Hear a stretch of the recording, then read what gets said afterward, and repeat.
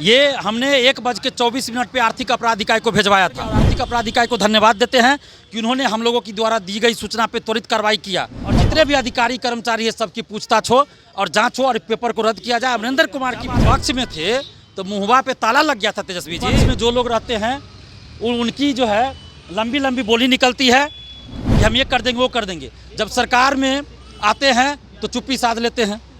सबका यही बात है, हम तेजस्वी की बात नहीं करें, सबकी बात। टीआरई 3 का कल पेपर लीक हो गया था जिसके बाद से सवाल उठ रहे थे सरकार के ऊपर और अब देखिए छात्र नेता दिलीप कुमार है जो कह रहे हैं कि हम साक्ष्य के साथ भांडा फोड़ने आए हैं। इनसे पूछेंगे कि क्या कुछ साक्ष्य लेकर के आए हैं पेपर लीक के खिलाफ, क्या कुछ लेकर के आए हैं। देखिए सबसे पहले तो 300 लोगों की गिरफ्तारी हुई हजारीबाग में, जिसको रात में आंसर क्वेश्चन रटवाया गया। और ऐसी घटना सिर्फ हजारीबाग में नहीं हुई है झारखंड में, बल्कि बिहार के भी सभी जिलों में हुई है। गाड़ी से उसको स्कॉर्पियो अन्य गाड़ियों से ले जाकर जगह जगह रखा गया और रटवाया गया आंसर और क्वेश्चन। और ये आंसर है जो हूबहू मैच किया है। ये परीक्षा 2:30 बजे थी और उससे पहले ही बहुत लोगों के पास था और जो लोग को रटवाया गया तो रटवा ही गया है और लोगों के पास था। कैसे कह सकते हैं आप कैसे कह सकते हैं आप ये हमने 1:24 पे आर्थिक अपराध इकाई को भिजवाया था। जिन लोगों ने हमें सूचना दी कि आंसर हमारे पास है तो हमने आर्थिक अपराध इकाई का नंबर दिया। हमने कहा कि आप आर्थिक अपराध इकाई को भेज दीजिए, उन्होंने भेज दिया। हमने उनके मोबाइल में आज जाकर खुद देखा कि आर्थिक अपराध इकाई को उन्होंने भेजा या नहीं, तो भेजा हुआ था 1:24 पे यही आंसर सब था। तो मैच कर गया, वही आंसर मैच कर गया। और आर्थिक अपराध इकाई को धन्यवाद देते हैं कि उन्होंने हम लोगों की द्वारा दी गई सूचना पे त्वरित कार्रवाई किया और बहुत से लोगों को गिरफ्तार किया, जाँच शुरू कर दिया।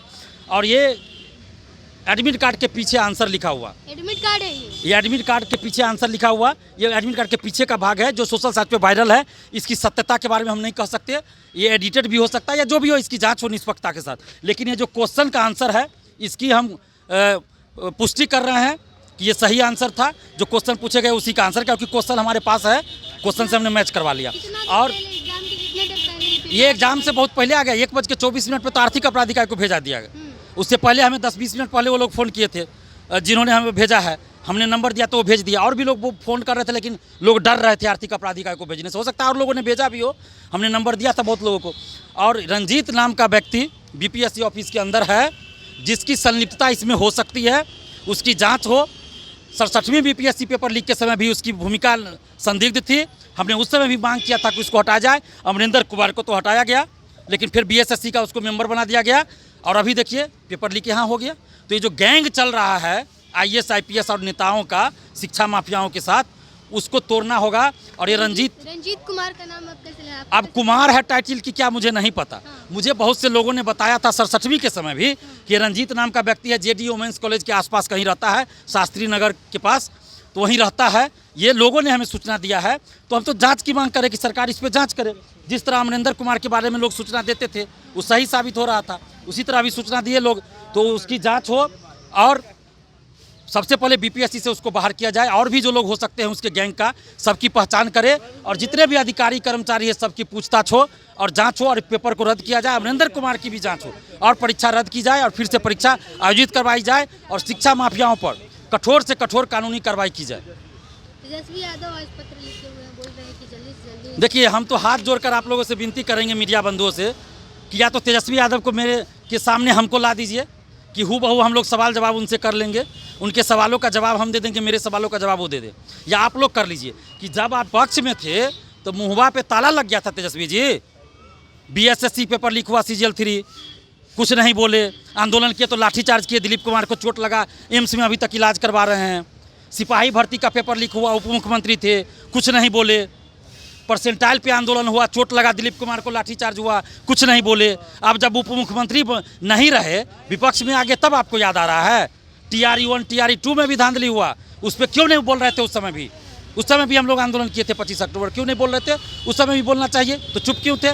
बिहार में विपक्ष में जो लोग रहते हैं उनकी जो है लंबी लंबी बोली निकलती है कि हम ये कर देंगे वो कर देंगे। जब सरकार में आते हैं तो चुप्पी साध लेते हैं। सबका यही बात है, हम तेजस्वी की बात नहीं करें, सबकी बात है। हमारी मांग सरकार से है कि रंजीत और ये जो अमरिंदर कुमार है और भी बीपीएससी ऑफिस के अंदर जो लोग हों उन सबकी संपत्ति की जांच हो और सारे मामलों की निष्पक्षता से जांच कर पेपर लीक में संलिप्त, धांधली सेटिंग में संलिप्त सभी लोगों पे कठोर कार्रवाई की जाए और परीक्षा रद्द हो। परीक्षा रद्द हो। छात्रों का नुकसान नहीं होगा। छात्रों का तो नुकसान इतना होता है ना, वो दर्द कोई नहीं समझता है। बिहार के नेता तो नहीं समझते हैं। तेजस्वी जी समझे तब तो पत्र लिखे हैं।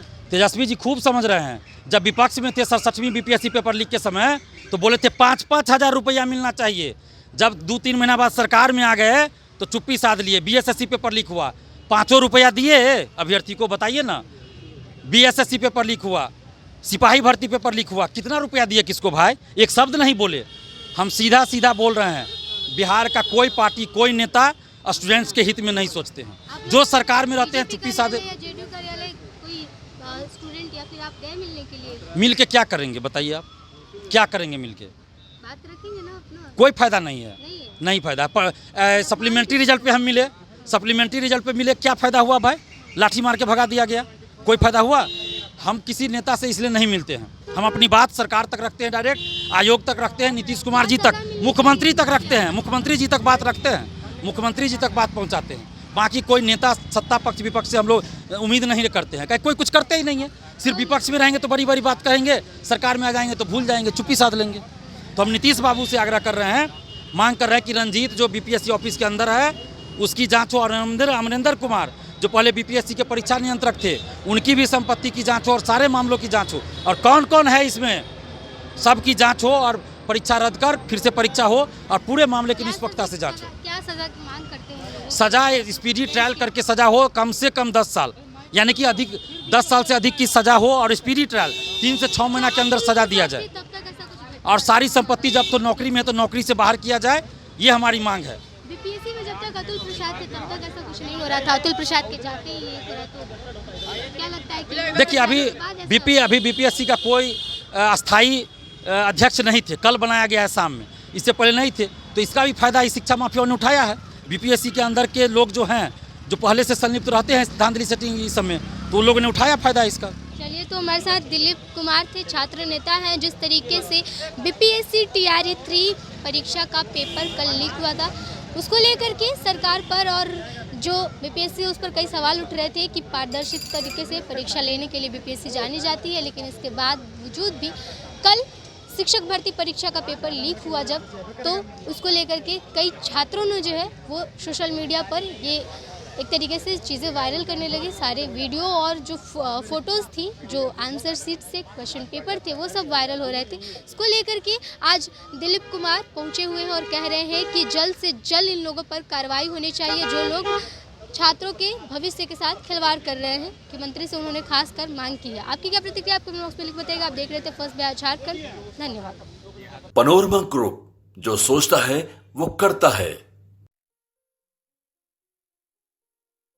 ये लो, मुंह मीठा करो। आज मैंने अपना जॉब छोड़ दिया, अब हम पूर्णिया वापस जाएंगे। जॉब छोड़ दिया है?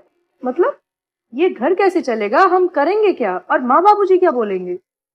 इसलिए मैं एक और मिठाई का डब्बा लाया। अपने बिजनेस के लिए लोन अप्रूव हो गया। अरे लोन अप्रूव हो गया वो तो ठीक है, लेकिन पूर्णिया में हम रहेंगे कहाँ? अपना घर भी तो नहीं है वहाँ।